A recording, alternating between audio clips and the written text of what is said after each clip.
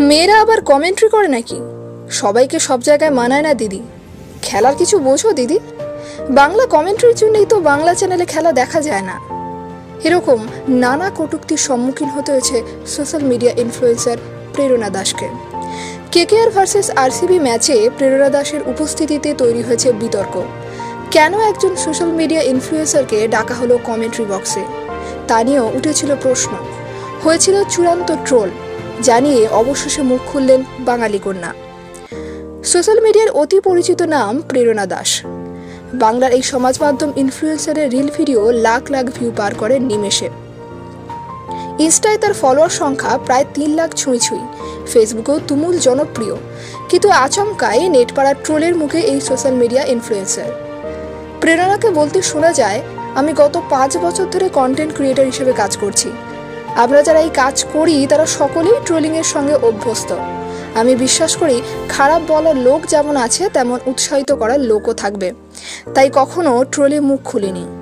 তবে বেশ কিছুদিন ধরে দেখছি ট্রোলটা যেন একটু বেশি মাত্রাতেই হচ্ছে, তাই ভাবলাম এবার একটু কথা বলা দরকার। এরপর তার আইপিএলে উপস্থিতির প্রসঙ্গ টেনে প্রেরণা বললেন, আমি ভেবেছিলাম আমি কলকাতাকে রিপ্রেজেন্ট করছি, এটা একটা গর্বের মুহূর্ত হবে, কিন্তু তেমনটা হলো না। প্রচণ্ড খারাপ লাগছে। মানুষ তো মনে প্রভাব পড়বেই। কোনো অশ্লীল কাজ তো করিনি, এমন কিছু করিনি যার দৃষ্টিকটু, কিন্তু তবু হচ্ছে এসব। নোংরা গালাগালি করছে লোক। প্রেরণার দাবি তিনি মেয়ে বলেই এত ট্রোলিংয়ের শিকার হতে হচ্ছে তাকে। বললেন, আমার আগেও বহু ক্রিয়েটর গেছে, রাহুল গেছে, উন্মেষদা গিয়েছে।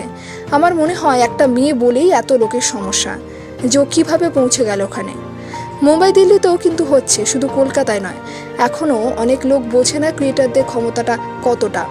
এখন কিন্তু ক্রিয়েটারদের জাতীয় পুরস্কারও দেওয়া হচ্ছে।